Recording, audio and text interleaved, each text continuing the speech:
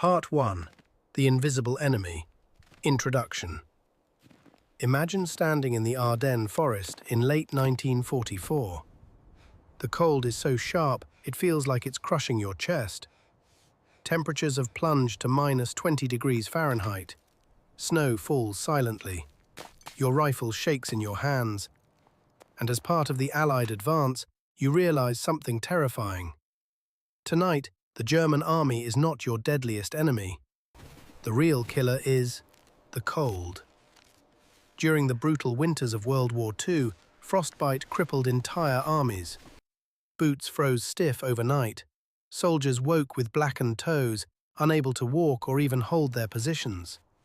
Entire divisions vanished from the front lines without firing a single shot. But here's the puzzle. Why did some soldiers survive these lethal winters, while others, wearing the same standard-issue gear, faced amputations? The answer wasn't high technology. It wasn't special equipment. It was a simple, ingenious battlefield adaptation whispered from soldier to soldier, a trick now known as the secret glove hack. And here's the part that sounds impossible.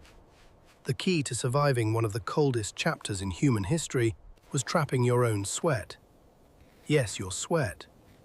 What seems like a liability in the cold became a life-saving shield once soldiers understood the physics behind it. Today, on Historia Prime, we reveal the forgotten science of the vapor barrier principle, a World War II survival method so effective that modern winter experts still use it. So get ready, because the secret of how a thin rubber layer helped soldiers defy the deadliest cold on Earth is about to unfold. Part 2. The Thermodynamic Crisis. Why gear fails.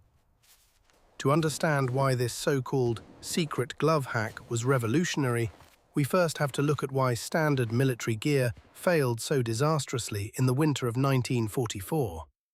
Back then, the US Army placed its faith in wool. And to be fair, wool was considered the miracle fabric of its age. It could insulate even when damp, it was durable, and it was trusted on every front line from Italy to the Ardennes. But hidden inside that trust was a fatal flaw, a flaw that soldiers didn't see until it was already too late. The problem was something invisible, something constant, something your body produces even when you feel cold enough to shiver. Moisture. Your body is, in many ways, a thermodynamic engine. Even in sub-zero conditions, your hands and feet release insensible perspiration, a fine vapor you never notice but can never stop. In normal conditions, this moisture moves outward, drifting through your socks or gloves toward the freezing world outside. But in the winters of World War II, that outward journey became deadly. As that vapor traveled through a soldier's boot or glove, it inevitably met air cold enough to force it past its dew point, the moment when vapor turns back into liquid. Then, in the deep freeze of the Ardennes, that liquid instantly froze. Ice crystals began to form inside the insulation, and once they did, wool stopped being a protective shield and transformed into a heat sink. Because water, especially frozen water, steals heat 25 times faster than still air. Think about that for a moment. Your own sweat, the moisture meant to cool your body in summer, was being turned into a bridge that carried your warmth straight into the hands of the enemy, the cold itself. Let me ask you something. Have you ever worked hard outside on a snowy day, shoveling, skiing, hiking, and suddenly felt your hands get colder after exertion? That moment when the chill seems to sink into your bones. That is the physics of failure. The harder you work, the more you sweat. The more you sweat, the more ice forms inside your gear. And the more ice you carry, the faster the cold drains the heat from your body. This wasn't just uncomfortable. In World War II, it was catastrophic, and it set the stage for one of the simplest, smartest breakthroughs in survival history. Let's continue. Part 3. The Secret Hack. The Vapor Barrier Principle. Now that we understand why traditional gear failed so catastrophically, we can finally reveal the breakthrough that turned the tide against frostbite. This was the moment when soldiers, field engineers, and mountain troops realized a truth that seemed almost backwards. If moisture was the killer, then the only way to survive was to trap it. This was the birth of the vapor barrier principle, the simple, ingenious, secret glove hack that kept men alive in temperatures humans were never meant to endure. The system they created looked almost too simple to matter, yet it was engineered with a kind of battlefield precision. First came a thin, next-to-skin layer, usually cotton or a lightweight glove, designed only to absorb the first trace of liquid sweat and keep the skin from chafing. Then came the heart of the hack, a waterproof, non-breathable rubber or vinyl liner. And finally, surrounding everything, a thick outer shell of wool, mittens or gloves, ready to trap and hold the heat your body produced. The logic was radical for its time. Instead of trying to let sweat escape, which never worked in sub-zero conditions, soldiers sealed it in. They built a barrier that refused to let moisture reach the insulation. And once the wool stayed dry, it stayed warm. Fully lofted, fully insulating, fully protective. Imagine slipping your hands into this system. The inside feels a bit damp, even clammy, almost like holding them inside a miniature rainforest. But instead of freezing, they stay warm, steady, alive. That thin rubber layer could add the equivalent of 10 to 20 degrees of perceived warmth, all without using a single extra ounce of fuel or fabric. And here's the science behind that miracle. Once the air trapped inside the glove reached 100% humidity, your skin stopped sweating altogether. Your body no longer wasted precious heat through evaporation. Everything you generated stayed exactly where it needed to be, inside your core, protecting your fingers, your blood flow, your life. This wasn't fancy technology. It wasn't expensive. It wasn't even new. It was simply the moment soldiers stopped fighting nature and started working with it. And what happened next would change winter warfare forever. Part 4. The Medic of Bastogne. Anecdotes from the front. History isn't just a collection of principles and diagrams. It is lived through flesh, bone, courage, and the impossible choices people had to make in moments of crisis. And nowhere is that clearer than in the story of John Kerner, a young medic from the 35th Infantry Division during the Battle of the Bulge. Kerner worked in a dim farmer's cellar in Luxembourg, a makeshift aid station buried beneath the snow. Day after day, he treated men who had marched for miles through freezing rivers, men whose boots had turned into ice blocks around their feet, men who could no longer tell where the pain ended and the numbness began. He understood something many officers did not. Severe frostbite wasn't just an injury. It was a countdown timer, and once it started, amputation was almost inevitable. One day, a full colonel stormed into that cold cellar and demanded that Kerner send frostbitten soldiers back to the front line. "I need every man I can get," the colonel barked. But Kerner refused. He knew exactly what would happen if those men returned to the snow. They would lose their hands, their feet, perhaps their lives. For that act of defiance, he was threatened with a court-martial. Yet he held his ground. And when higher command finally realized the true scale of the frostbite crisis, those same men were given Purple Hearts. Stories like Kerner's remind us that survival in extreme cold was never just physical. It was moral. It was psychological. It required judgment, courage, and a deep understanding of what the human body could and couldn't endure. And then there were the Finnish soldiers, legendary for their mastery of winter warfare. Their tools were simple, almost primitive, yet astonishingly effective.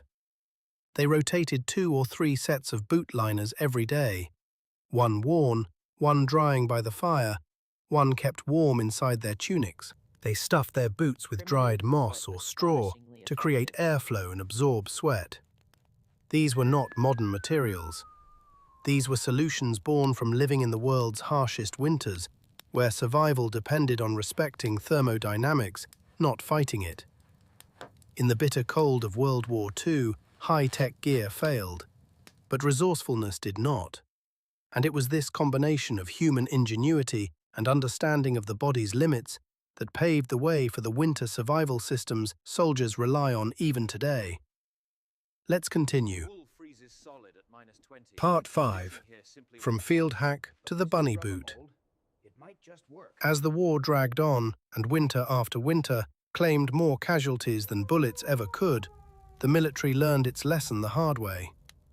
The failure of traditional gear in World War II, and later the brutal bone-cracking temperatures of the Korean War, forced engineers to rethink everything they believed about cold weather protection. And from that crucible of suffering emerged one of the most iconic pieces of survival equipment ever built, the Mickey Mouse boot and its legendary successor, the bunny boot.